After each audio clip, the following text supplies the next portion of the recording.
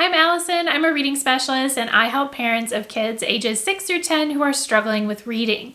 In this video, I'm going to share with you 5 tips to help you support your struggling reader during the summer.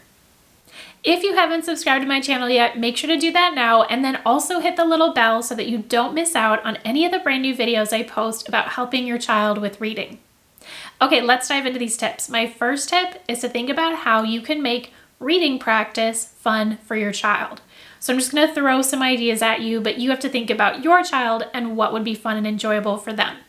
So would it be fun for them to get to read outside, maybe on the porch, in the backyard, maybe at a park? Just changing the setting of where they're practicing could be something fun and special for them. What about if you're at home? What about taking the cushions off of the couch, letting them make a little fort, and then they get to practice reading inside the fort? These are just a couple of ideas, so obviously you might have another one that better suits your child. Another thing to think about is how can you find books that make them want to practice, right? So your public local library may very well have a summer reading program where they suggest books to read, and your child can even earn prizes for participating. But even if they don't have a program like this, can you go to your local library? Can you have your child come with you and help pick out books? Just anything that would motivate them to practice. And sometimes your child might pick out a book that's too hard. That's okay. If your child does, what you can do is take turns reading sentences or pages. You can read it to them. It's still really important to read to them, which I think we'll talk about later. But regardless, if they have a little bit more choice in what they're practicing reading, maybe even where they get to practice reading, then that can be motivating as well. Let's move on to tip number 2. Now, tip number 1 had to do with practicing reading. Very important, right? If kids are going to get better at reading, they have to practice actually reading. Important, but it's not enough for struggling readers. So right now in the comments, let me know if you've ever been given the advice, just have your child practice reading more and they'll catch up. This is very common advice to hear.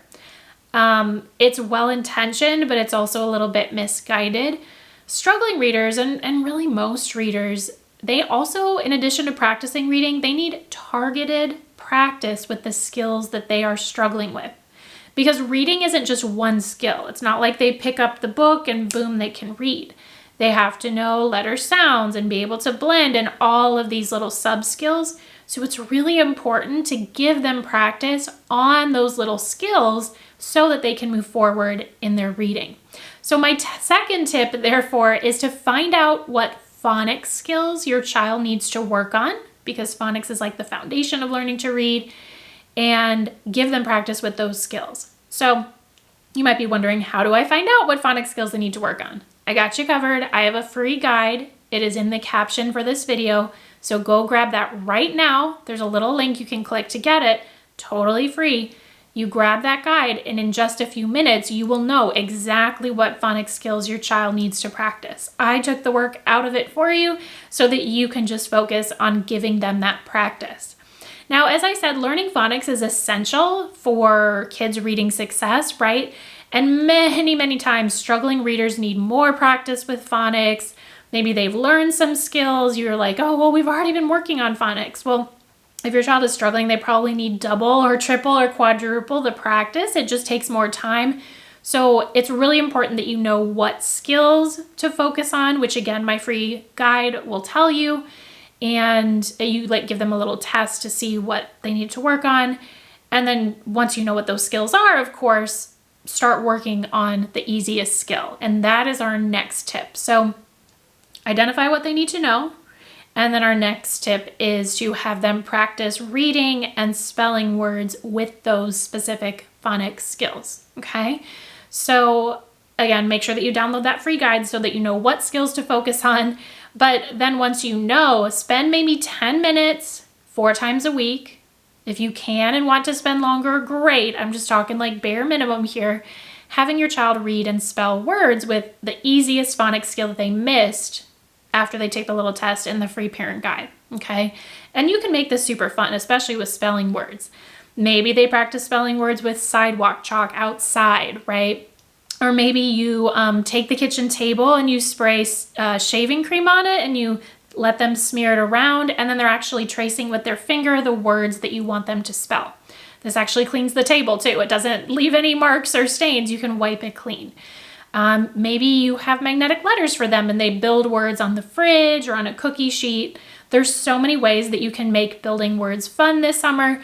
So again, tip 2 is to figure out what phonics skills, and step 3 is to have them read and spell words with those specific phonics skills, and always start with the easiest skill first. Learning phonics skills is kind of like going up a staircase, right? You shouldn't be working with your child on the stair step that's all the way up here, like a really hard skill, if they haven't mastered this. They kind of learn them in order. They may have gaps, but they're not gonna, jump up like 3 stair steps, so to speak. You gotta start with the easiest skill first. My 4th tip is to have your child reread word lists, sentences, and texts as much as possible.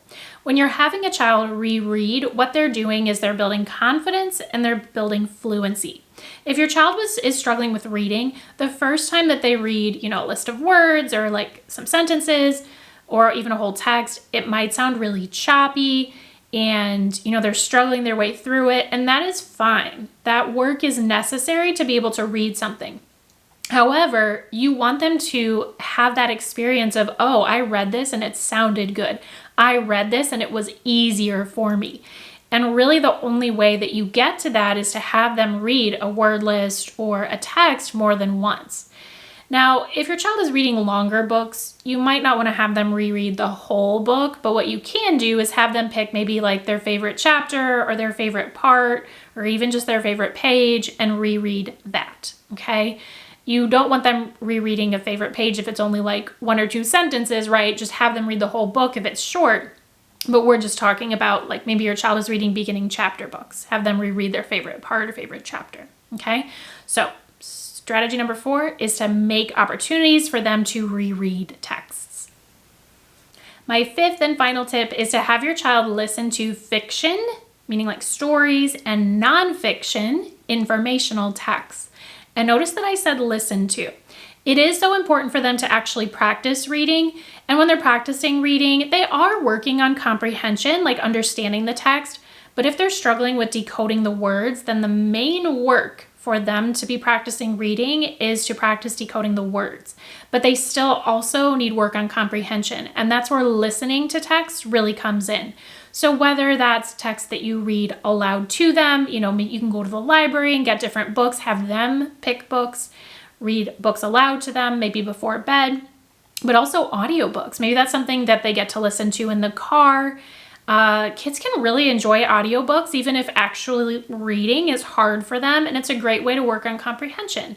Just make sure that after they've listened to something or while they're listening to something, you're talking with them about the text, asking them what they think, asking them a few questions to make sure they understand it. Have that conversation to help build comprehension. So with my other strategies or the other tips that I mentioned, they're really working on decoding the words, and here they're working on comprehension, and it is so important to work on both. If you want to help your child get all caught up with their reading this summer, look for my free parent guide. It will give you a great starting point. Again, it's totally free, and the link for that is in the caption. Thanks so much for watching. I hope this was helpful. Don't forget to hit the like button, subscribe, and I will see you in my next video.